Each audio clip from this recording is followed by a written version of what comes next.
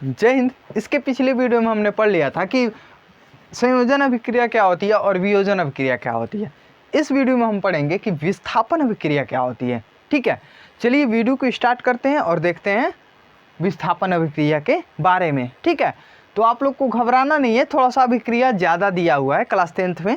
ठीक है, तो सांत्वना रखना है क्योंकि मैं वीडियो थोड़ा सा अधिक बनाता हूँ, क्योंकि लंबा वीडियो रहेगा, ज़्यादा समझ में आएगा और डीपली समझ में आएगा। डीपली मैं बताता हूँ ताकि समझ में आए। चलिए देखते हैं विस्थापन अभिक्रिया की परिभाषा क्या होती है। तो विस्थापन अभिक्रिया किसे कहेंगे? अगर एग्ज़ाम में पूछ दे कि विस्थापन अभिक्रिया किसे बोलेंगे, तो आप लोग क्या कहोगे कि जब कोई क्रियाशील धातु, ठीक है, जब कोई क्रियाशील धातु या फिर अधातु कह सकते हैं, या फिर सीधा सीधा बोल दीजिए जब कोई क्रियाशील तत्व, सबसे आसान।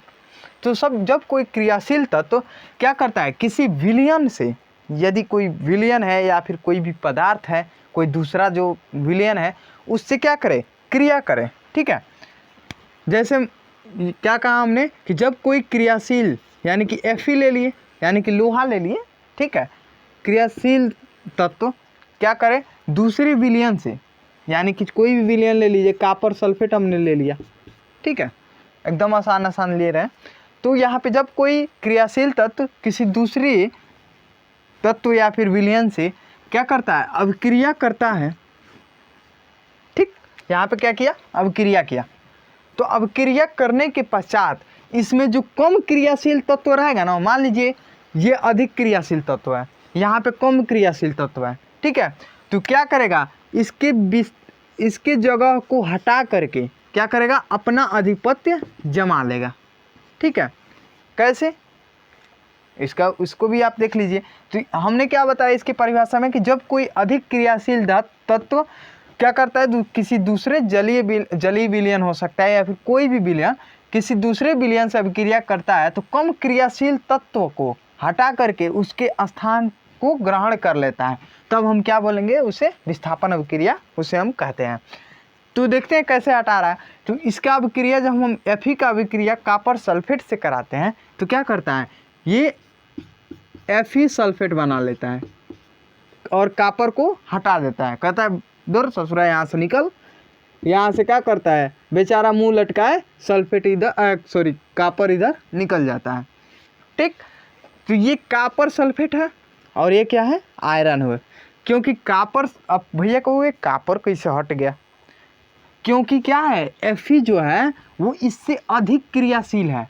ठीक है, कॉपर से अधिक क्रियाशील है। जब हम आपको सक्रियता श्रेणी पढ़ाएंगे, अम्ल और क्षार वाले चैप्टर में है, तब क्या होगा आपको समझ में आ जाएगा कैसे हट रहा है। ठीक है, ये Fe जो है कॉपर से अधिक क्रियाशील है, इसीलिए क्या किया, इसको कहा। बट अब देखिए, कहीं भी आप लोग मान लीजिए जाते हैं, ब्याह शादी में जाते हैं ना, कई को देहात के लड़का सब जाते हैं, और कमज़ोर लड़का कोनो खाना खाने बैठा है ना, तो अब क्या उसको अब मिलने वाला है, तो सबसे पहले कहेगा तू हट, हम खाएंगे पहले। तो क्या करता है, यानी कि अपने से कमज़ोर को हटा देता है और उसका स्थान ग्रहण कर लेता है। ठीक है, तो वही क्या है, विस्थापन अभिक्रिया है। ठीक है ना, इतना बात आपको समझ में आ गया। चलिए देखिएगा, ये कॉपर सल्फेट जो है ना, यहाँ पे नीला रंग का होता है। एक और चीज़ यहाँ पे आया तो हमने बता दिया, कैसा होता है, नीला रंग का होता है। और जैसे ही हम यहाँ पे आयरन की अभिक्रिया कराते हैं, आयरन का अभिक्रिया का मतलब क्या है, कॉपर सल्फेट का जलीय विलयन होता है, एक विलयन होता है, जैसे मैं यहाँ पे बता दे रहा हूँ, अब सीधा डीपली ही बता दे रहे हैं।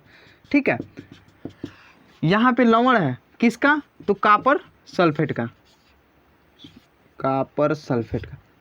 ठीक है, अब इसमें क्या करें, आयरन की छड़ डालें, यानी कि आयरन की अभिक्रिया कराने का मतलब आयरन की छड़ एगो कील डाल दें, सीधा। ठीक है, यहाँ तक एगो नुकीला कील डाल दे रहे हैं।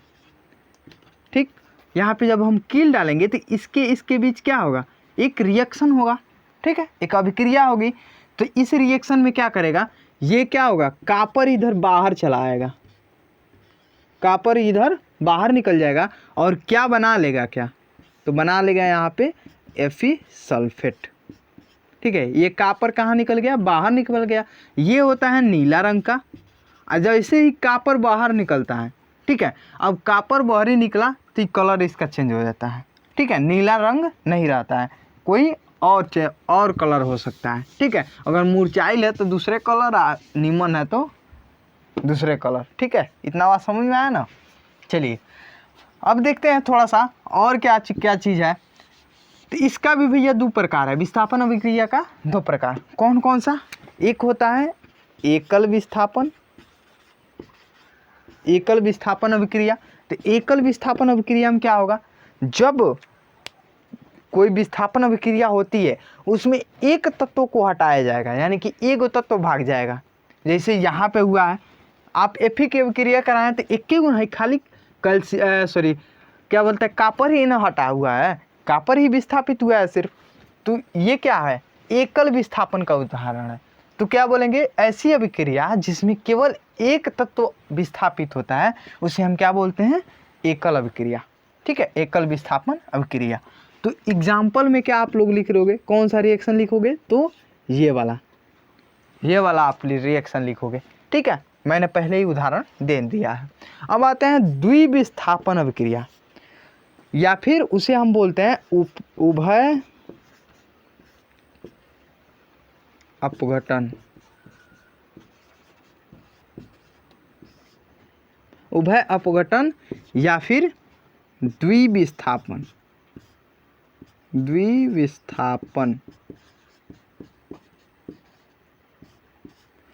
ठीक है। उभय अपघटन या फिर द्विविस्थापन अभिक्रिया, इतना बात समझ में आया ना। यानी कि उभय अपघटन भी बोलेंगे और द्विविस्थापन भी बोलेंगे। सबसे ज़्यादातर ये पूछता है, ठीक है। उभय अपघटन अभिक्रिया बताइए किसे कहते हैं। लड़का सब कहते हैं कि हम पढ़े ही नहीं हैं।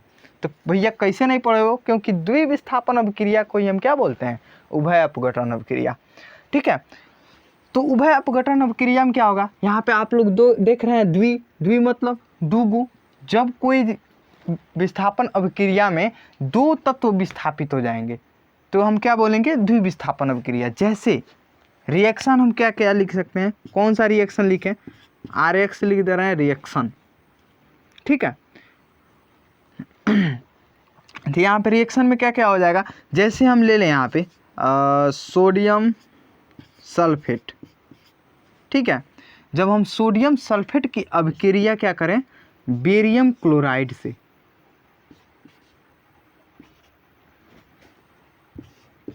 ठीक है। जब हम सोडियम सल्फेट की अभिक्रिया बेरियम क्लोराइड से करेंगे तो क्या होगा, ये एक्वस वाला है, क्या बोलते हैं, जलीय विलयन है। AQ का मतलब होता है जलीय विलयन, ठीक है। यहाँ पे आप भी AQ लिख सकते हो, यहाँ पे भी आप चाहें तो AQ लिख सकते हो।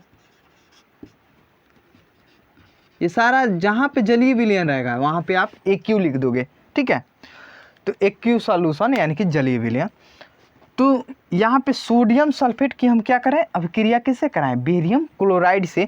तब यहाँ पे दो तत्व कैसे विस्थापित होगा भैया, द्विविस्थापन है तो यहाँ पे कैसे विस्थापित होगा, ये इसके जगह पे चला जाएगा और ये इसके जगह पे चला जाएगा। यानी कि जब इसका भी बदलाव हो गया और इसका भी बदलाव हो गया, ठीक है। कैसे होगा, तो यहाँ पे बन जाएगा barium sulphate plus sodium chloride NaCl। ये आपका रिएक्शन तैयार हो गया। दो विस्थापित हुआ कि नहीं, दूगो। इसके जगह पे ये आ गया, बेरियम आ गया, यानी कि सोडियम की जगह पे बेरियम आ गया और बेरियम की जगह पे सोडियम चला गया, ठीक है। देख लीजिएगा आप लोग। तो यहाँ पे क्या हुआ, दो तत्व विस्थापित हुआ कि नहीं, एक बेरियम भी विस्थापित होकर यहाँ चला गया और सोडियम भी विस्थापित होकर यहाँ चला गया, ठीक है। इतना बात आप लोग को क्लियर हुआ। चलिए आगे अब देखते हैं ऊष्माक्षेपी और ऊष्माशोषी। हेडिंग हम लोग लिखते हैं। सोचें आज इसको ख़त्म ही कर दें। तो आते हैं, सबसे पहले भैया क्या होगा, एक इम्पोर्टेंट बता रहे हैं क्या चीज़, ऊष्माशोषी। पहले ऊष्मा देखते हैं, ऊष्माक्षेपी।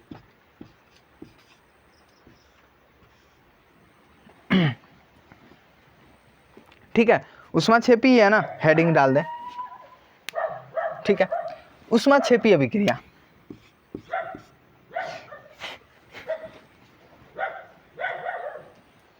हाँ चलिए देखा।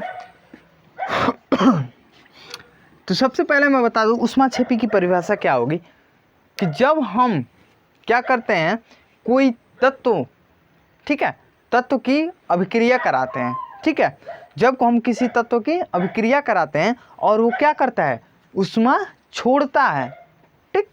तो जब हम किसी तत्व की अभिक्रिया कराते हैं और उसमें ऊष्मा का छोड़ना पाया जाता है तो वो हम क्या बोलते हैं, उसे ऊष्माक्षेपी बोलते हैं। तो क्या बोल सकते हैं, ऐसी अभिक्रिया जिसमें क्या होती है ऊष्मा यानी कि गर्म चीज़ बाहर निकलती है या फिर निर्मुक्त होती है, तो उसे हम क्या बोलेंगे, ऊष्माक्षेपी अभिक्रिया। ऐसी अभिक्रिया जिसमें क्या हो ऊष्मा निर्मुक्त हो यानी ऊष्मा बाहर निकले, उसे हम क्या बोलेंगे, ऊष्माक्षेपी अभिक्रिया बोलेंगे। जैसे में एग्जाम्पल में आप क्या ले सकते हो, आप कभी देखना आप अपमार्जक यानी कि अपमार्जक लिख सकते हो यहाँ पे। अपमार्जक में क्या आ जाएगा भैया, सर्फ जिसको बोलते हो, घर है सर्फ, जानते हैं ना, ये कुत्ता साला दिमाग खराब कर देता। तो अपमार्जक जो है वो क्या है, सर्फ है। अब सर्फ की अभिक्रिया हम क्या करें, H2 यानी जल से जब कराते हैं, ठीक है, तो क्या होता है आपको ऊष्मा निकलता है, उसमें से ऊष्मा नजर आएगा और झाग भी, ऊष्मा प्लस यहाँ पे झाग लिख सकते हो, ठीक है, ऊष्मा प्लस झाग। तो कैसे इसका भैया आप प्रैक्टिकल कर सकते हो, कैसे कर सकते हो, तो प्रैक्टिकल कैसे करोगे, जैसे आप हाथ में क्या लीजिए, सर्फ ले लीजिए थोड़ा सा, ठीक है, और उस पर क्या करें, ऊपर से पानी गिराइए, थोड़ा सा पानी गिराइए, आपको ऐसा लगेगा ना कि जैसे गर्माहट महसूस हो रही है। तो क्या होगा, उसमें से क्या होगी, ऊष्मा निर्मुक्त होगी। ये जो ऊष्मा है वो निर्मुक्त होती है क्या करने, अपमार्जक यानी सर्फ को हाथ में लेने पर और उस पर जल का रिएक्शन यानी कि जल गिराएंगे तो क्या होगा, ऊष्मा बाहर निकलेगी जिससे हमें क्या होगी, गर्माहट महसूस होगी, ठीक है। इतना बात क्लियर हुआ। चलिए अब देखते हैं ऊष्मा शोषी अभिक्रिया। ऊष्मा शोषी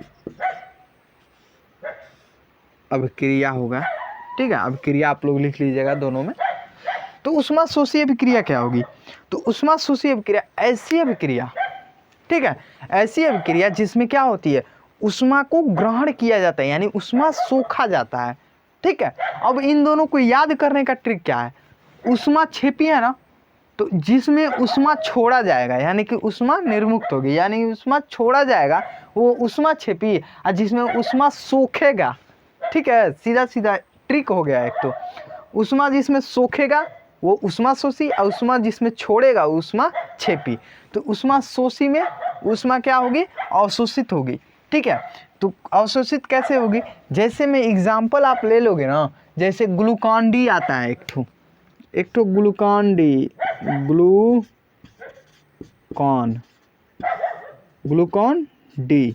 ग्लूकॉन डी के ऊपर जब हम जल की अभिक्रिया कराएंगे ना तो आप देखोगे एक चीज़ क्या नज़र आएगा कि जब ग्लूकॉन डी आप हाथ में लो पहले, ठीक, आप हाथ में ग्लूकॉन डी लोगे, उसके बाद से क्या करोगे, उस पर जल गिराओगे। तो जल गिराओगे ना तो आपको थोड़ा सा ठंडाहट महसूस होगी, ठीक है, ठंडाहट महसूस होगी, जिससे आपको क्या मिलेगा, ठंडा, ठीक है, ठंडा मिलेगा आपको, ठंडा पीने वाला ठंडा नहीं यानी कि ठंडाहट थोड़ा सा मिलेगा। कैसे मिलेगा, तो आप ग्लूकॉन ले लीजिए, ग्लूकॉन डी, और उस पर जल गिराइए, तो ऊष्मा क्या होगी, उसमें ऊष्मा सोखी जाएगी यानी आपके हाथों की ऊष्मा लगती है वो सोखने, ठीक है। और जैसे ही आपके हाथों की ऊष्मा जब वो सोखती है तो क्या लगता है, आपको ठंड महसूस होता है, क्योंकि ऊष्मा क्या हो रही है, खत्म हो रही है, वो सूख रही है, तो ठंडा ही ना बचेगा, तो वही ठंडाहट हमें महसूस होती है। और इसमें क्या होता है, ऊष्मा फेंकता है, इसे फेंकेगा तो गर्माहट महसूस होगा। तो इतना बात क्लियर हुआ ना। चलिए इसका आप लोग प्रैक्टिकल कीजिए और हमें कमेंट में बताइए कि कैसा लगा आपको, ठीक है, इसका प्रैक्टिकल कीजिएगा आप लोग, उसके बाद से बताइएगा कैसा लगा आपको। चलिए वीडियो को स्टॉप करते हैं यहाँ पे और देखते हैं अगले वीडियो में क्या है, ऑक्सीकरण और अपचयन।